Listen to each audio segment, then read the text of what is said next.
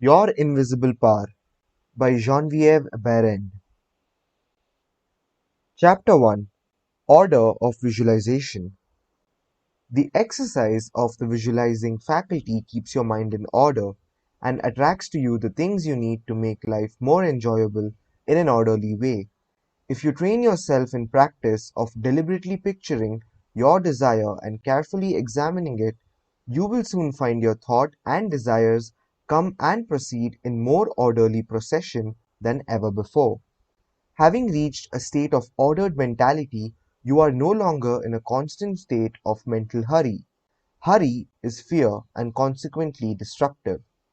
In other words, when your understanding grasps the power to visualize your heart's desire and hold it with your will, it attracts to you all things requisite to the fulfillment of that picture by the harmonious vibrations of the law of attraction. You realize that since order is heaven's first law and visualization places things in their natural element, then it must be a heavenly thing to visualize. Everyone visualizes, whether they know it or not. Visualizing is the great secret of success. The conscious use of this great power attracts to you greatly multiplied resources, intensifies your wisdom, and enables you to make use of advantages which you formerly failed to recognize. We now fly through the air, not because anyone has been able to change the laws of nature, but because the inventor of the flying machine learned how to apply nature's laws and, by making orderly use of them, produced the desired result. So far as natural forces are concerned, nothing has changed since the beginning. There were no airplanes in the year one, because those of that generation could not conceive the idea as a practical working possibility. It has not yet been done, was the argument, and cannot be done. Yet, the laws and materials for practical flying machines existed then as now. Troward tells us that the great lesson he learned from the airplane and wireless telegraphy is the triumph of principle over precedent, and the working of an idea to its logical conclusion in spite of accumulated testimony of all past experience. With such an example before you, can you not realize that still greater secrets may be disclosed? Also, that you hold the key within yourself with which to unlock the secret chamber that contains your heart's desire. All that is necessary in order that you may use this key and make your life exactly what you wish it to be is a careful inquiry into the unseen causes which stand back of every external and visible condition. Then bring these unseen causes into harmony with your conception, and you will find that you can make practical working realities of possibilities which at present seem but fantastic dreams. We all know that the balloon was the forefather of the airplane. In 1766, Henry Cavendish, an English nobleman, proved that hydrogen gas was 7 times lighter than atmospheric air.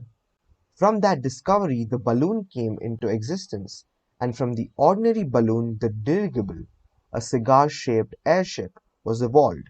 Study of aeronautics and the laws of aerial locomotion of birds and projectiles led to the belief that mechanism could be evolved by which heavier than air machines could be made to travel from place to place and remain in the air by the maintenance of great speed, which would overcome by propulsive force the ordinary law of gravitation.